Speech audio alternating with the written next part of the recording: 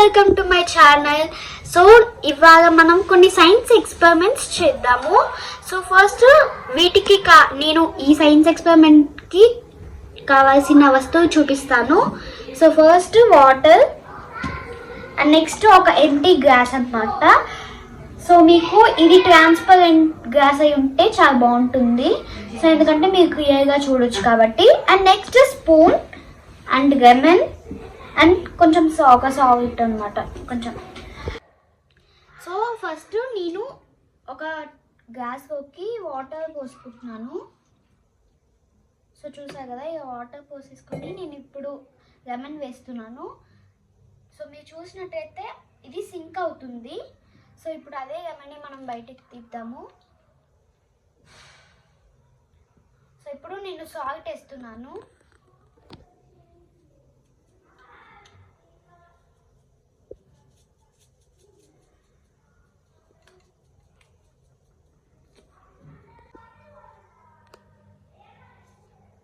So ఇప్పుడు మనం mix చేద్దాం దీన్ని.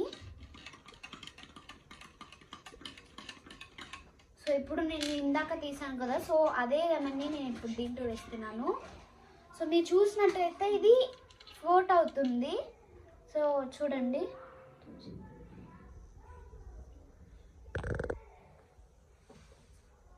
సో ఇది ఈ లెమన్ ఎందుకు ఫ్లోట్ అవుతుందంటే బికాజ్ ఆఫ్ డెన్సిటీ అన్నమాట.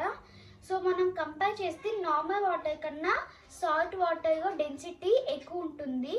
సో దానివల్లే మనం ఇప్పుడు లెమన్ వేయటం వల్ల అది ఫ్లోట్ అవుతుంది compare to normal water. So అది సింక్ అవుతుంది నార్మల్ వాటర్. మీకు చూసారు కదా, సో అది సింక్ అయింది. బట్ ఇప్పుడు నేను సాల్ట్ వాటర్లో లెమన్ వేస్తే అది ఫ్లోట్ అవుతుంది. సో నాకైతే because of high density in salt water, so the lemon or any object can be floated in salt water. Experiment మీకు మీ ఇంట్లో కూడా చేసుకోవచ్చు. సో ట్రై చేసి ఇది వర్క్ అవుతుందా లేదా అని నాకు కమెంట్ సెక్షన్లో చెప్పండి. సో ఇప్పుడు మనం సెకండ్ ఎక్స్పెరిమెంట్కి వెళ్దాము.